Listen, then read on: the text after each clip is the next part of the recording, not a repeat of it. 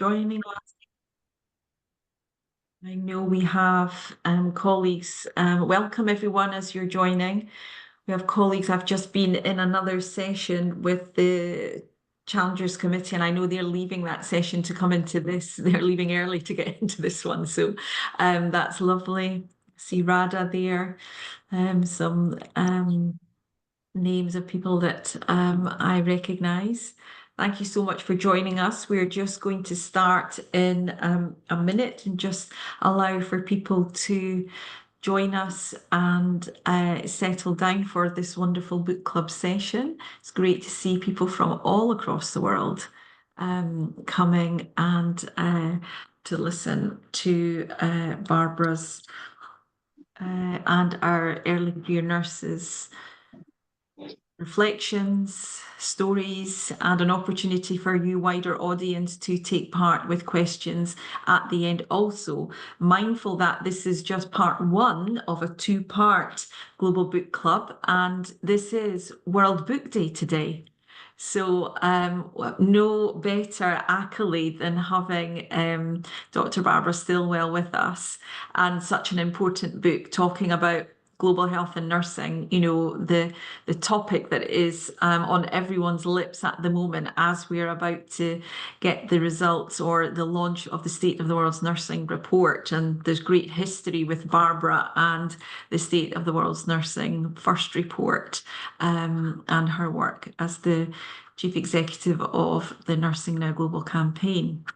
So now we are 2 minutes in. I would like to welcome you all formally.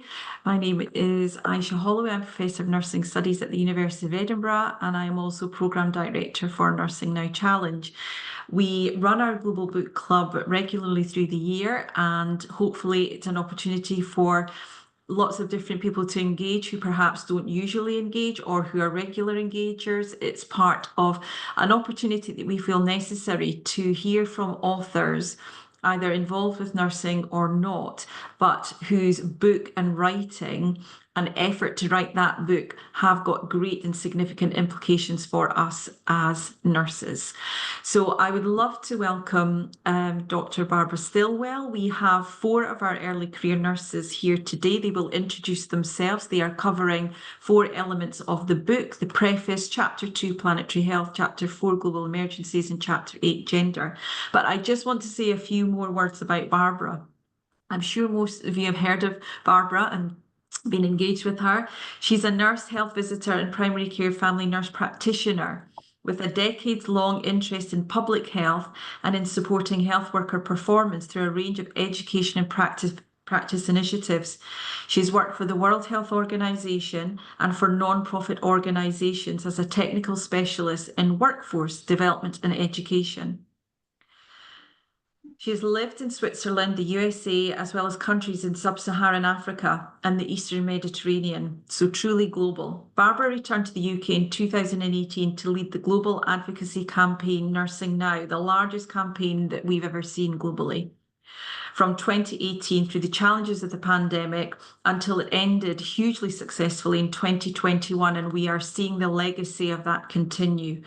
She's now working as a consultant on a global research and implementation project on nurse leadership, as well as editing a book on global health, which is the one we were talking about. Now it's there, it's out.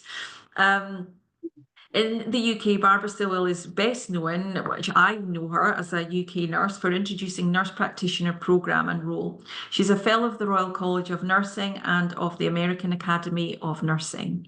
So I have great pleasure in handing you over to Dr. Barbara Stilwell. Barbara, you have the floor.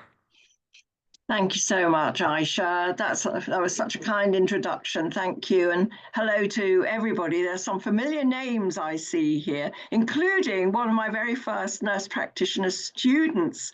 So Sally, kudos and a big welcome to you. They never go away, these students, never ever. So it's a real pleasure to be able to be here.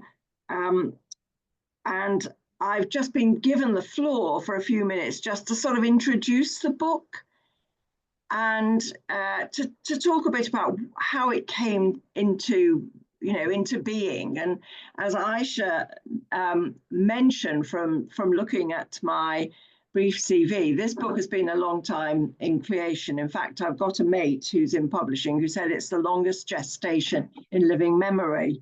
And it was actually a very long time to write. But one of the reasons, and actually I'm quite proud of it, was that I didn't want it to be me writing. I'm the editor. But I wanted to draw together people that I knew, you know, had something to say in this field of global nursing. So I had a wonderful team of authors with whom I worked, and we had, you know, some meetings on Zoom that was a little bit like herding cats, but not entirely, because of course they all had strong opinions about what they wanted to write and say, and so we crafted it into the book that you see today. And we went with 3 major sections. So the first one is about setting the scene. And for me, this is a sort of personal section in many ways. Well, actually, they all are, if I'm really honest. But, you know, as Aisha said, for much of my career, I worked in nursing and community nursing. And as a family nurse practitioner, when that role finally became possible in the UK. But then I moved to the World Health Organization, where I had to move from taking a, you know, individual family community perspective and national perspective to an international perspective, which is kind of a whole different thing. And when I moved to the World Health Organization, there were probably, in fact, I think we counted, there were 5 women at headquarters in technical positions, of which I was one. There were a lot of women, but they were in supportive positions rather than science. It was very, very, at that time, and we're talking a long time ago, but it was very male physician dominated. And given that nurses have always been the biggest part of the health workforce, my own personal question was, where are the nurses? Why are they not here? And this has been a theme, you know, from throughout my career. It was the same with nurse practitioners in the UK. It was obvious the role that nurse practitioners could have. They'd be brilliant. They'd meet so many needs. Where were they round the decision-making table? Nowhere to be seen.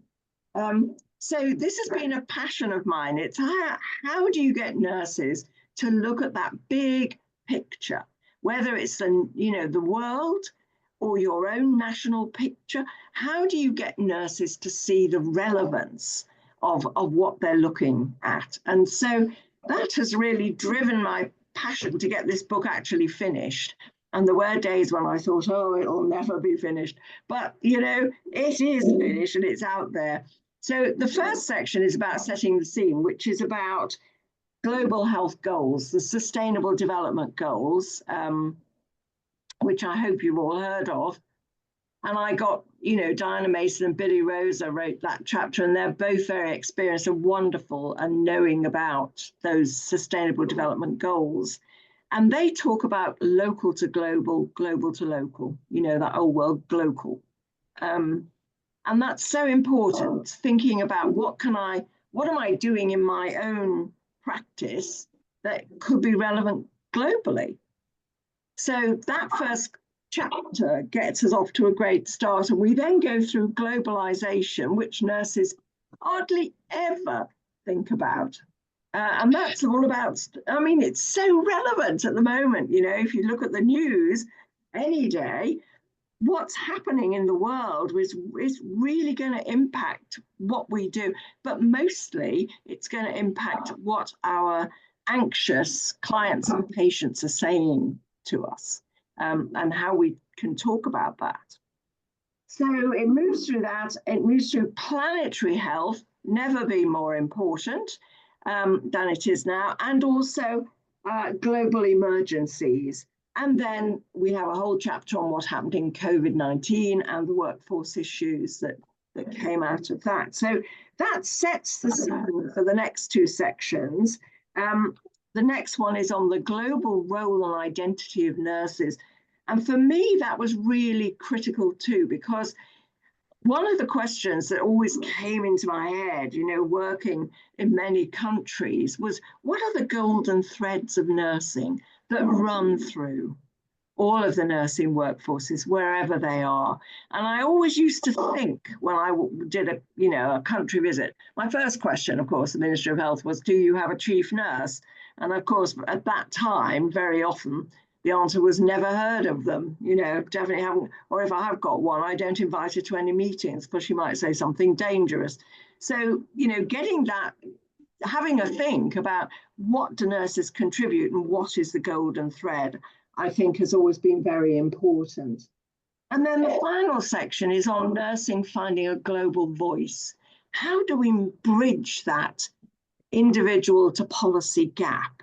And we are going to talk more about that in the questions that we have. So, and we've also got in that section a whole chapter on gender, which is something else I feel passionate about. So I'm not going to start talking about it now because I'll only go over time. So Aisha, I'm going to leave it there because I think much of the rest we can dig into. Wonderful, Barbara. And if you haven't got the book and you're looking for a gift for your birthday or something like that, please get one, because these issues are absolutely fundamental to nursing anytime, but even never more so than now. This is our moment, and we need to take action. So we'll leave that little thing for later. So over to our first early career nurse. She will introduce herself, and we will get the ball rolling. Lucretia. Hello, everyone. My name is Lucretia Robai from Kenya. I'm excited to be here, actually. And I know you can't see me, but it's because of some few issues, but I'll communicate. So actually, Barbara Stilwell has already given a preview because I was given to partake in the preface. And actually, that involves giving the bigger picture of the book. It's like giving an overview. And so I believe she she has already talked about some few stuffs there, but I'll still go over it. So for me, it was interesting. It was very interesting to read the book, and it was also an inspiration to me. And upon reading the book, I also realized that the Global Book Club was an inspiration to Barbara, because the work on this book, it started in 2021 after the Nursing Now campaign ended. And so that became an inspiration to her, because she showed, she was able to see the power of nurses actually all over the world. And as we have heard her speaking of, when she was asking, where are the nurses? Because sometimes we tend to put ourselves back, whereas there's so many international opportunities like international conferences, where through the power of nurses, we are able to influence the government as well as the international organizations that nurses need to partake in. And so this book, it sets out to show the landscape of globalization that is especially relevant to nurses. And this is a wake-up call to all nurses. This shows you the bigger picture, the steps to take in. And I was very glad to read the book because it opened my mind, and also it helped me realize that I can get in and do something that maybe could even go viral, or rather could affect the community globally.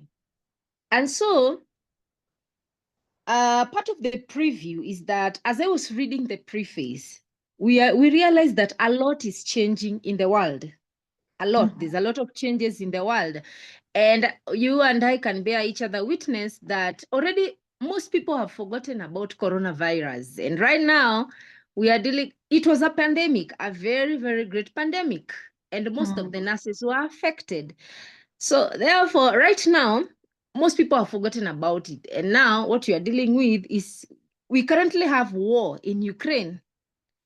And so most of our colleagues are being affected. But one amazing thing I learned from the preface is that in as much as it is causing something known as migration, because a lot of people are going to be displaced, that is even our colleagues, nurses are also going to be displaced. They are affected. Maybe others are being affected by stress, others depression, others maybe even quitting the profession. But at the end of it, in as much as we have negative aspects, there's something positive that came out of it. That we have the global connectedness. We are now connected. If somebody is able to move from a particular place to another place, then it means they are going to influence each other's behaviors. And therefore, when it comes to nursing, we are going to share innovations, we are going to share research, we are going to share our way of doing things. So it has brought something known as connectedness. Now,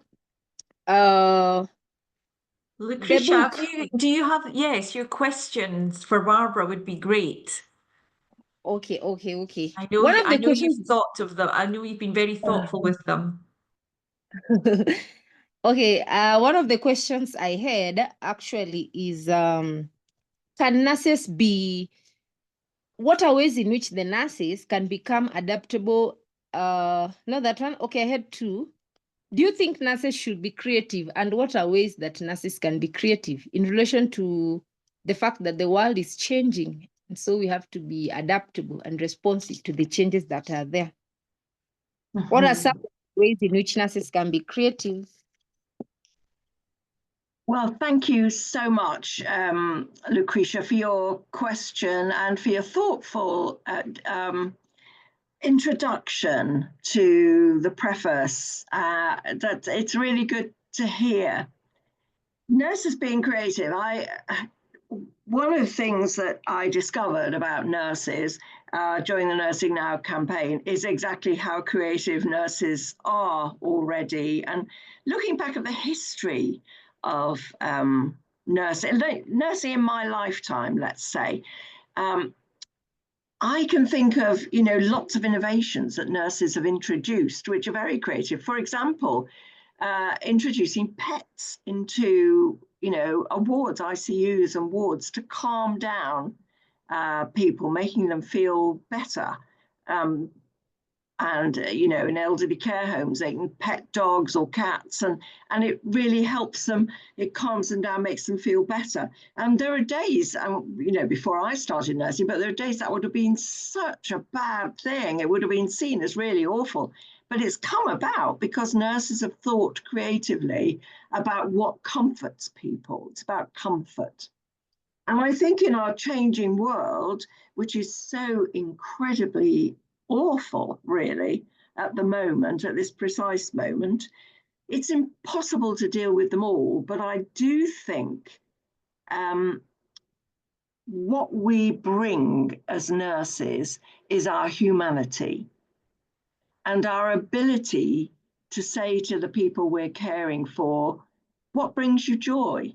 How can we help you? And that's led to all kinds of things. So, for example, Aisha may remember somebody called Bob Tiffany. Aisha, I don't know if you do, but many years ago, he was the head nurse at the Marsden at a time when, things were a lot more restricted than they are now. But he did something that was thought of as incredibly radical, along with another nurse called Ray Rowden, the late Ray Rowden. They brought in the Royal Ballet to the Royal Marsden Hospital, and the Royal Ballet did some dances for, patients on the wards. And this was thought to be incredibly radical. But of course, people loved it, and they loved it for so many reasons. One was because it's beautiful, because there's lovely music, it's diverting, you can see something else going on, but also because it gives us something we can all share, doesn't it? And that's what, we go to concerts because we share those experiences. And I think nurses can bring creative humanity in looking at what we share together. I mean, sometimes it's more practical. So I remember also the wonderful Kim Manley and her crew who worked on intensive care units, bringing the whole idea of essential oils to intensive care. And that was really creative at the time.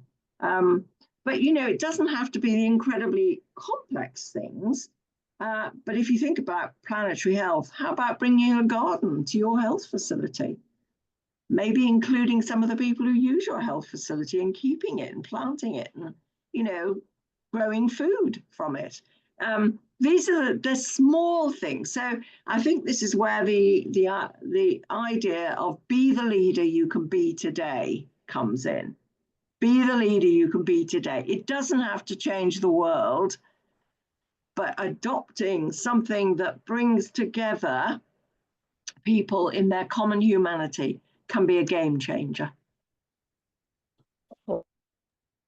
Lovely, thank you. And Wow. Lucretia, did you have one That's more amazing. question? It is amazing, isn't it? It's wonderful. So many great messages. Lucretia, you had another question? Thank you. Yeah. But I think it's more or less the same, because the other question is what are ways in which what are ways in which nurses can and respond, hence keep up with the changing world, because of course a lot is changing. Yes. And again, Lucretia, you know, if you look at the evaluation of nursing now, which I'm quite sure you've all got it by your beds, it's called Agents of Change. Because what we found was that the nurses that, you know, joined nursing now, that we talk to in nursing now, they had all adapted what they were doing to the pandemic. Of course, we lived through the pandemic with nursing now. They were amazing. You know, instead of just saying, I can't possibly do this, I haven't got the equipment, or I can't possibly work like that, or, you know, I'm too tired, they adapted and they succeeded in overcoming so many odds. And when Aisha and I were doing the evaluation, what we found was there were just so many stories out there of the way that nurses had adapted things. And I came across a wonderful quotation recently. I was writing yet another book, but I think it really speaks volumes, because I think everywhere nurses adapt what they do to be able to succeed when the context they're working in isn't always as helpful as it might be. And this is the quotation. It's from an article by Greenhalgh. And it says, people use their creativity and generate adaptive solutions that make sense locally. The articulations, workarounds, and muddling through that keep the show on the road are not footnotes in the story, but its central plot. They should be carefully studied and represented in all their richness. And you see, that's where we as nurses have to showcase the way that we can adapt. That is the central plot. Oh, I love that. Nurses are the central plot.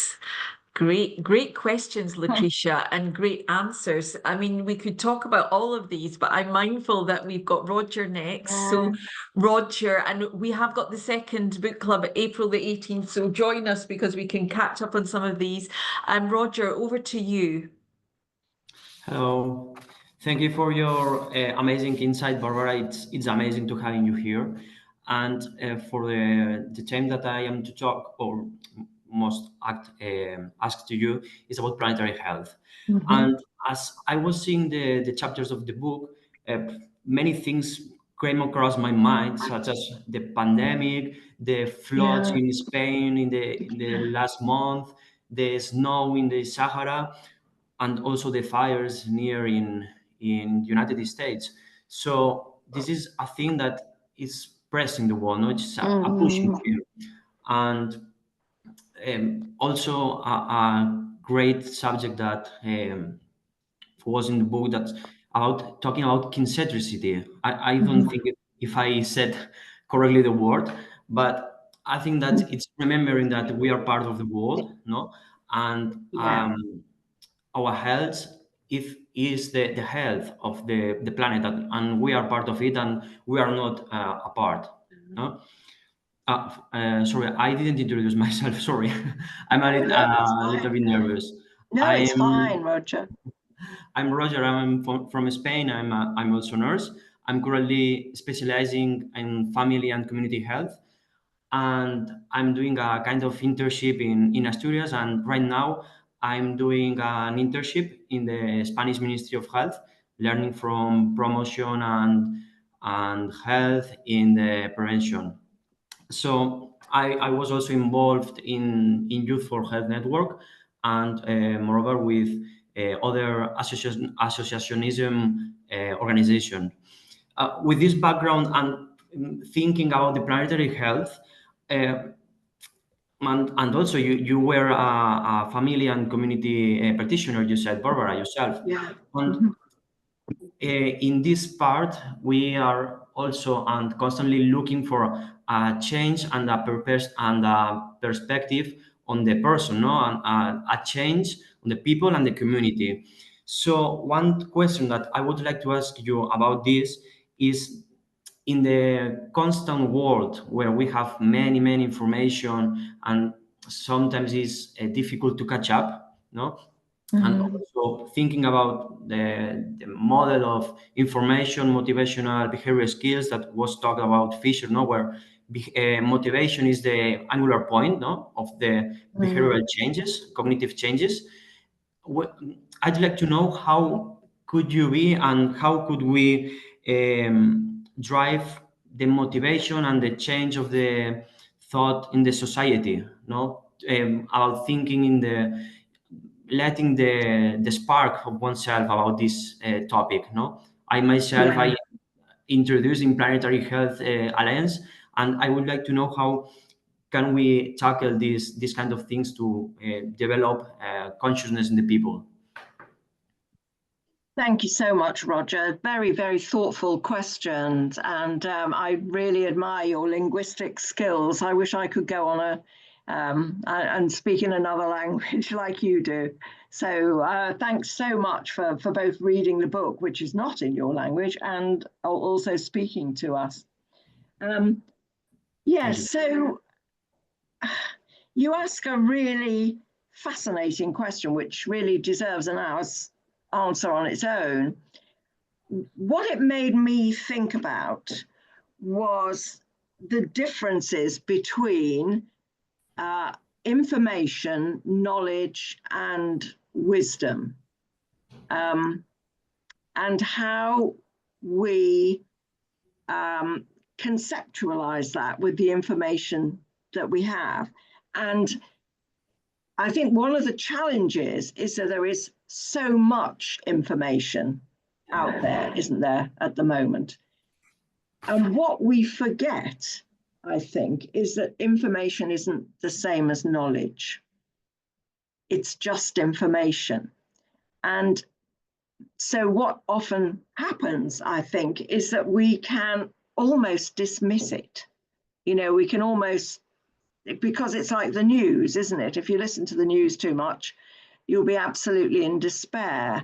So we think, oh, right, okay, yeah, another flood, you know, another wildfire.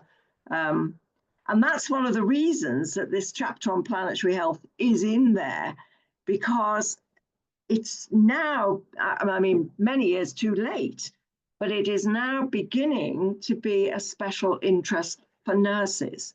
Of, you know, what can nurses contribute? And I think one of the steps we have to take as a profession is to move from information to knowledge and then to wisdom. And before information, there's another step which the knowledge management wizards talk about, which is data.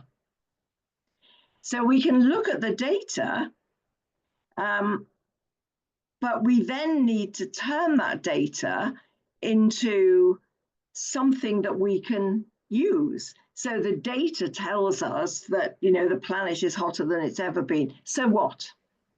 So what? What are we going to do?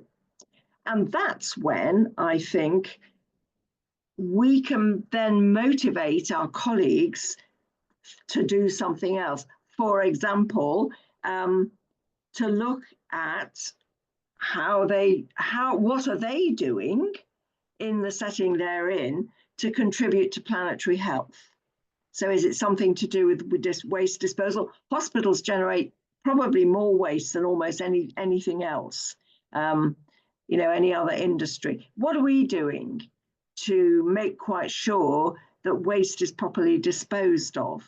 What are we doing to support our hospitals to move towards being more eco-friendly, planet-friendly?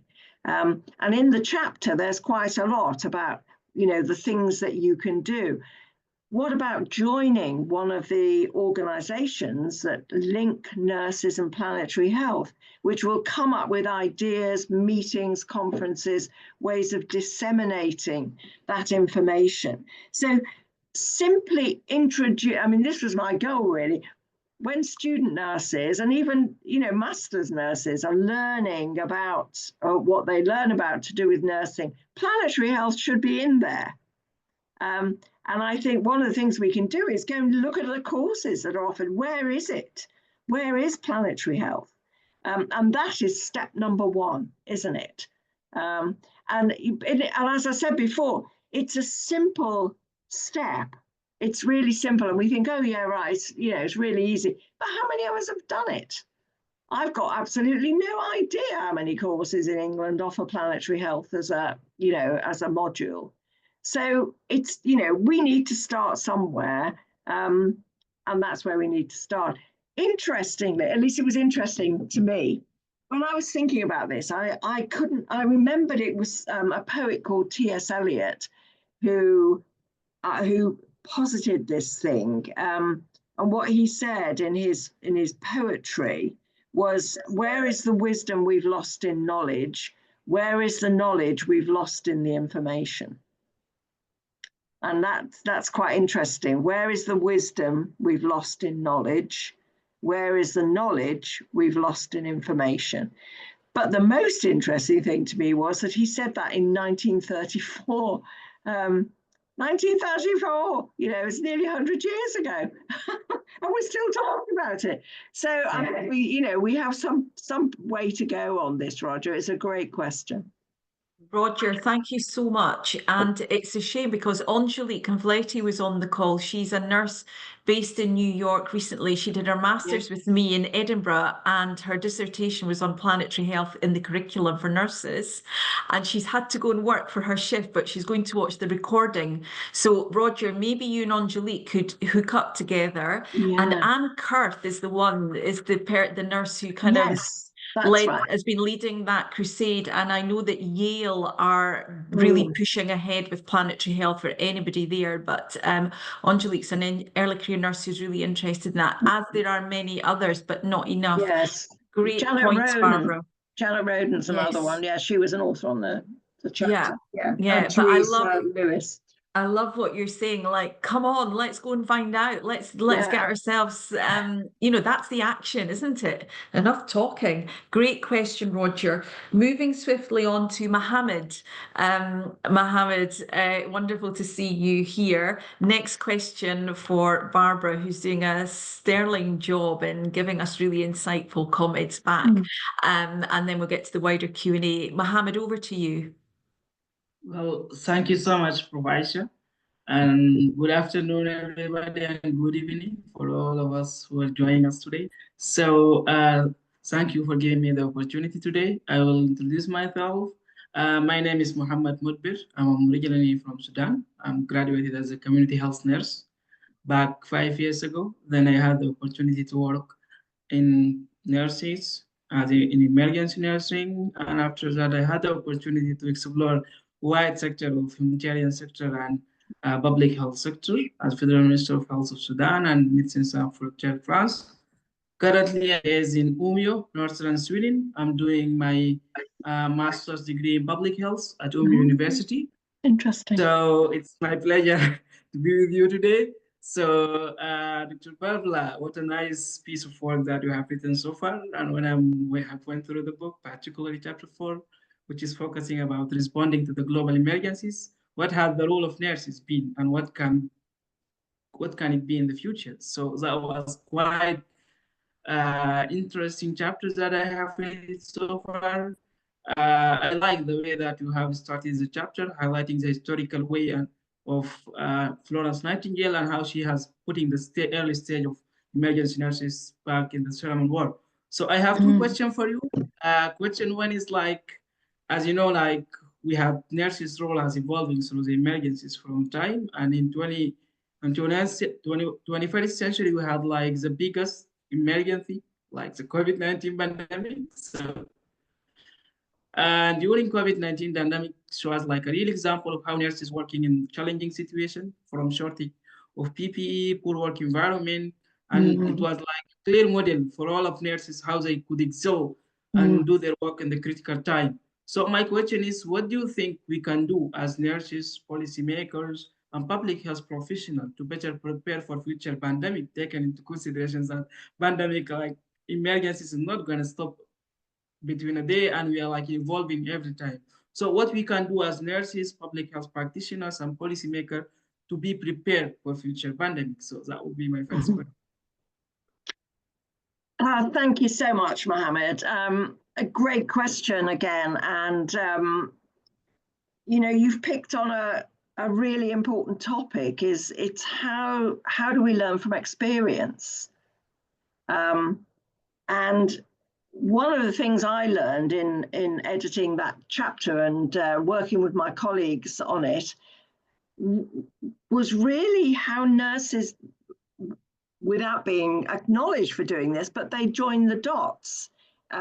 So nursing development tends to happen when nurses have faced a crisis and moved on another step, because what nurses have become a profession, nursing has become a profession that reflects on its practice, particularly since the 80s. Reflection's been a really important part of both learning in nursing and also supervision, hasn't it? So when I started to work in international health with, when I left at WHO, I went to a non-profit, and I specialized in fragile states. And if anybody's ever worked in a fragile state, you will know that they have complex emergencies. So it's not just one thing, it's many, many things that have gone wrong.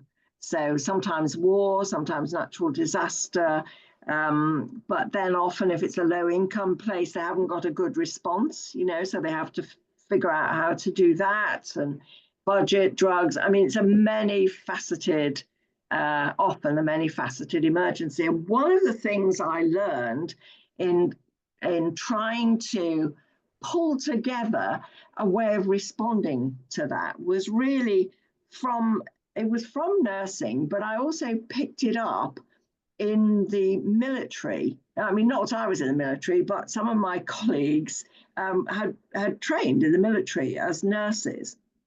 And in speaking to them, one of the techniques they use is called an after-action review, which is where they sit down together, all of them, after something has happened, and they go through in an honest, reflective way every little thing that happened, how they responded to it, and whether it worked or whether it didn't. And if it didn't, why it didn't. If it did, why it did. And they literally pull all of that together. And the other thing they do is an inaction review, where the person who would be the ward sister or whoever it is, writes down every single decision they make. You know, so this happened, what are we going to do? We're going to do this. So all of that is captured. And I think one of the things that would be really interesting to do is to do this about, you know, the COVID-19 pandemic and about any emergency, is to sit down with a multi-professional team, nurses, and have an after-action review, because that's how we learn from experience. And we know that, you know, we are lifelong learners in nursing. That's absolutely clear. We have to be, because somewhere I was writing that was this book or the one I've just written, you know, knowledge changes, roughly medical knowledge changes every 4 years. Half of it changes every 4 years. We just don't know which half. So, you know, we've got to keep on top of all of our knowledge to make sure that we are current with current practice. So doing after action reviews and reflection together are the ways I think that we learn, and capturing them. So it goes beyond a little meeting to actually writing it down or recording it. These days, our AI will write it down for you, but, you know, recording it. So that would be my response to that, Aisha. Great, wonderful question, Mohammed. Thank you so much. And some real great actions. I think that's what I'm enjoying from Barbara, is she's actually telling us what needs to be done rather than we're just musings and thinkings. It's action here. And finally to Shazia, thank you for your patience, Shazia. You are, and we're delighted to hear your question. Over to you. Good evening, all. My name is Shazi Ali. I'm an early career nurse from Pakistan, currently working as a registered nurse in Kuwait. I'm also a member of Nursing Now Challenge Committee, Eastern Mediterranean region. It's a huge honor to be part of this global book club today with Dr. Barbara.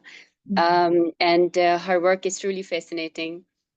So while going through the chapter, Gender in Nursing, I attained an in-depth understanding of the key concepts, which were absolutely new for me, being an early career nurse.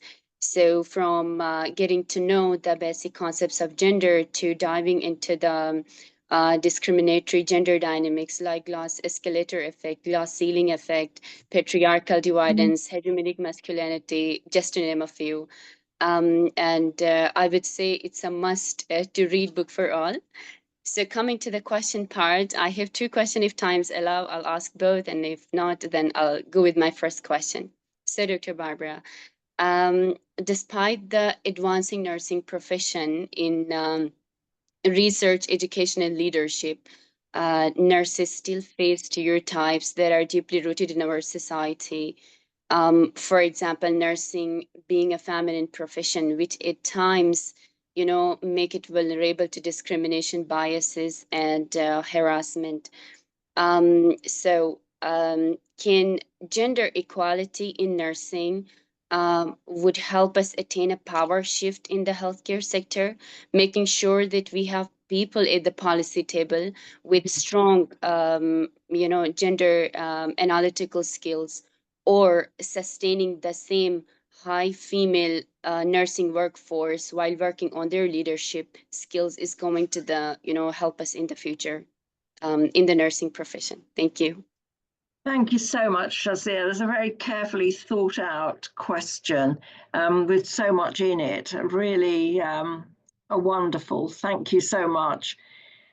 In responding to it, I think I want to pick up on one word that you used in that question, which is power.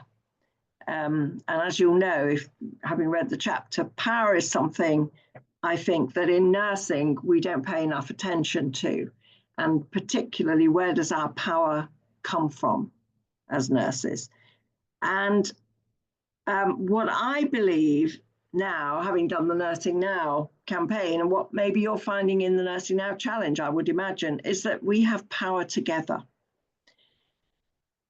You know, one of us is one little voice, but all of us, we're a very loud voice. And we have to be very strategic and political about where we have that loud voice heard. And one of the things I recall very vividly about Nursing Now was that when we would go to launch, say, a Nursing Now chapter, you know, in a country or a region, we would get our big guns to go with us. And our big guns were a lord and a baroness and a woman who managed all the money. And we would get them all to come with us, you know, and we would let the people in the country know we were all going together. So it'd be Lord Nigel Crisp, Baroness Mary Watkins, the head of Burdett, you know, these were influential people.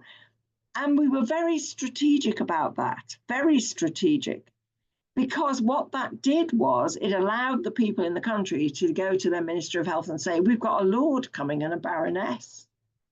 And we'd take a dame as well sometimes. So we'd have 3 titled people on our trip.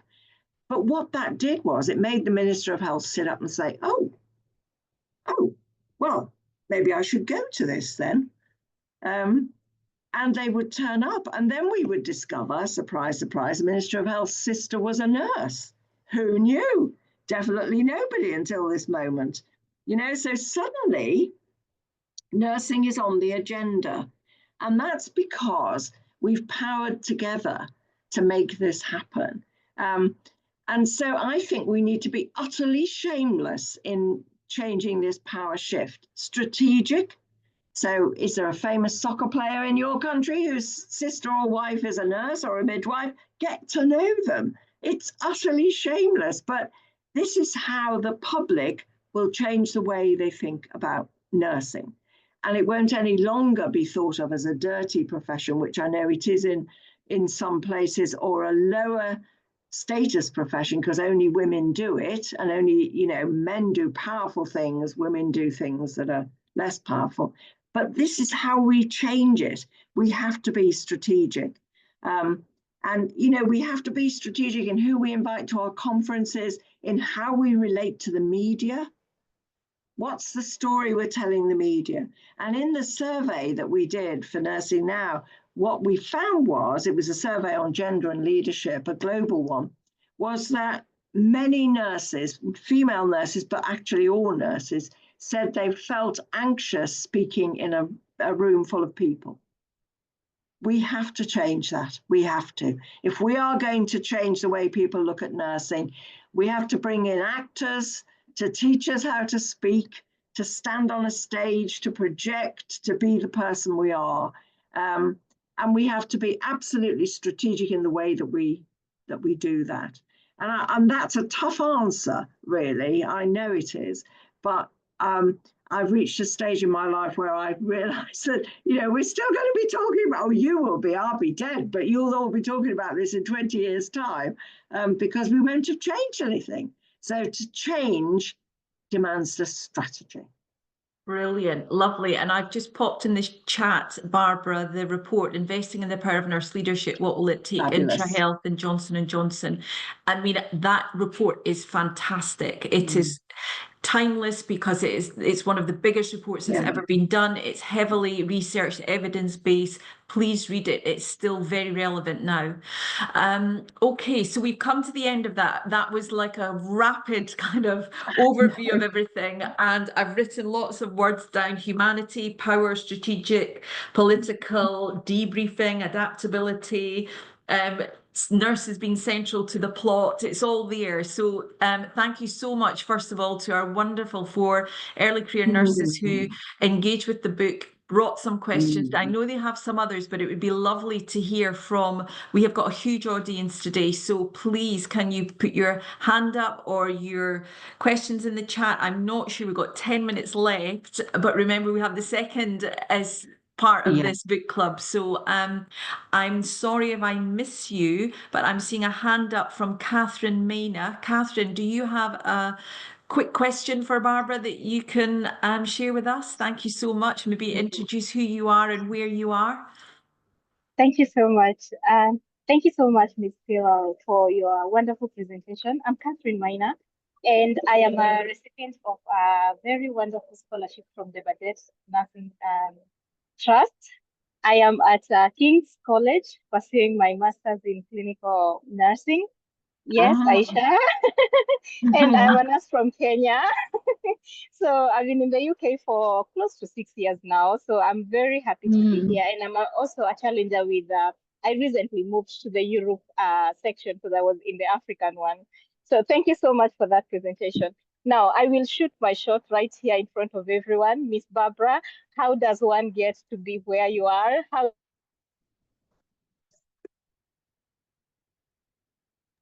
Well, We just just in full flow, but I think she's asking, how do we get where you are today, Barbara? I think that might have been the question. We all want to know that. I want to know that. Oh, here we are, Catherine. Yes. Can you just repeat the question? No. Oh, you're going in and out a bit there, Catherine. I think go with that question. Where did you, Yes. how do we get to where you are, Barbara? You know, isn't it difficult to know how one gets to where one is? It's, my sort of mantra for living really has to be when a door opens to go through it and see what's through there. And I've always been, you know, I'm not driven, but I'm quite curious. So, but also I have been driven somewhat, I think, well, no, quite a lot probably, by my values. And I've always valued knowledge. That's one thing. I love learning. So I've pursued my degrees and, you know, other things, other sorts of learning, because I just enjoy it, actually. I find it deeply satisfying. But I've also always worked with people who've been struggling. So when I worked in London, and in fact, Sally's gone now, but she will recall that I used to work in a hostel for homeless men. I had a clinic there, and I did that because at that time they couldn't access any other care. And it was important to me. So I used to take my students there, and it was a win-win because, you know, the students wanted to do a full medical social history, and these men loved talking to the students for an hour. So it was really fabulous. But that drove me really then to go to international health, because then I began to see, I was asked to do some work with the World Health Organization actually in Swaziland. And it was the first time I'd been to sub-Saharan Africa, and it just hit me like a train that, you know, there was so much inequity in the world. And so when WHO then asked me to go and join, it was a door opening that I thought, you know what, maybe I could do just a little bit, a drop in a big ocean, but, you know, what I hoped might be a helpful drop. So then I did that. So my career has been kind of like that, building on, you know, what I've done, values driven, but also opportunity driven, which is awful, really, isn't it? I didn't start out with a master plan. I'm sorry to tell you. You know, most people don't. That's the thing. But I think things like value, curiosity, how we lead ourselves, moral compass are some of those key issues, Barbara. I just want to remind everyone that we have our session on 18th of April. If there is a question for Barbara, please put it in the chat. And even though the session ends, we will get back and answer it and get it back to everyone. I know, Mohammed, you've got one, but we have two other questions from people we've not heard of. So the first is Baluku. Is that correct? Jovan. Yeah, Baluku. Yes, hi there. Please introduce yourself. And then if we've got time, Courtney, for the final question. Okay, thank you so much for giving me this opportunity. By the name of Baruch Yovan, a student at Aga Khan University from Uganda. Just one thing I just would like to ask you is concerning the challenges that we nurses we are facing, and that has really kept on endangering the lives of our people that we are serving. Basically, when it comes to issues of the climate change that is happening all over Uganda and even beyond our country, because there are very many people being affected, and people have suffered from several conditions just because of the climate change. And we participate in several clubs at times to try to see how we can try to impact on our communities depending on the challenges they are facing. However, at times we face challenges of how we can be empowered, and we see how best some of the things can be put in place, and we see how best we can be able to rectify the issues that our communities are facing, like majorly when it comes to like water safety, like in most several places, like in slums, mostly in areas like towns. So a lot of people are facing challenges because when it comes to issues of like accessing safe water, it becomes quite challenging because of the increasing numbers of people living around towns. So they find it hard, and at times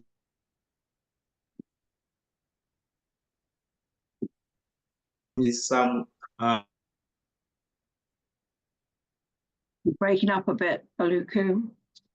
empowering people.